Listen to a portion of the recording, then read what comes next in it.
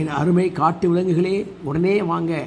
எல்லோருக்கும் கிடைக்காத அபூர்வமான மீன் இது. இது சாதாரண மீன் இல்லை, கடலில் போட்ட கருவாட்டு கண்டம். வாங்க, அவசியம் வாங்க.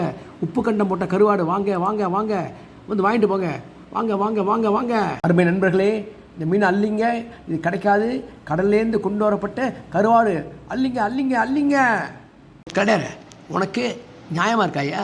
நீ மாட்டில் வர அத்தனை விலங்குகளில் பின்னாடி இருக்குதுல்ல, இந்த நீ மாட்டில் இஷ்டத்துக்கு வாயில் போட்டுக்கிற காசை கூடியா? கடையார காட்டில் என்ன நடக்கிறது? யாரோ ஒருத்தன் பூனை வந்திருக்கான், கருவாடு கடனை ஒத்துட்டு இருக்கான். நம்ம காட்டில் இல்லையா கருவாடு? அதான் மண்ணா நானும் செக் பண்ணி அதை 2 வாயில் போட்டுனேன். குவாலிட்டி கண்ட்ரோலில் இன்ஸ்பெக்டர்னு காசை கொடுத்து என்கிட்டே கேட்குறான். உங்ககிட்டயே காசு கேட்குறானா? அப்படியா? போடு. ஏய், நான் அந்த காட்டுக்கு சிங்கம். ஒழுங்கு மரியாதையாக சொல்லு. இந்த கருவாடெல்லாம் உனக்கு எப்படி கிடச்சிது? ஒழுங்காக சொல்லு, மரியாதையாக சொல்லு, தொலைச்சி விடுவேன். நான் கடலில் ஒரு படகோட்டி இருந்தார். ஒரு தினமும் என்ன மீன் பிடிக்கிற சமயத்தில் படகுல அழைச்சிட்டு போய் நிறையா மீன்களை பிடிப்பார் அவர்.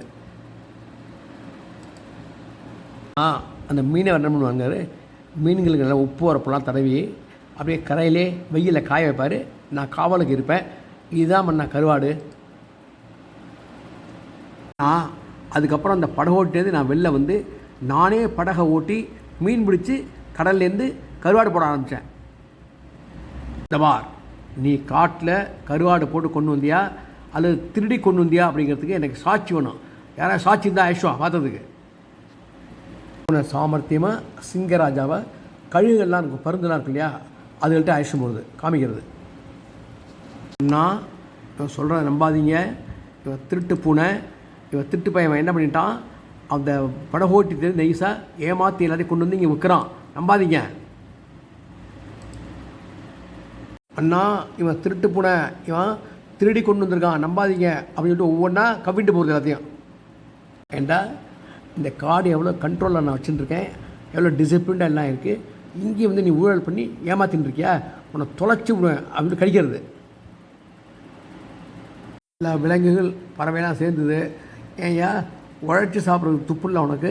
காட்டில் வந்து ஏமாற்றி சாப்பிடான்னு நினைக்கிற வெக்கமா இல்லை உனக்கு? எல்லாம் கிண்டல் பண்ணுறது. நம்ம ஏமாத்துறதுக்கு காடு சரியான இடம் கிடையாது. திருடுறதுக்கும் ஏமாத்துறதுக்கும் சரியான இடம் நம்ம நாடு தான். நாட்டுக்கே போயிடுவோம் அப்படின்னு பூனை திரும்பி போயிடுது.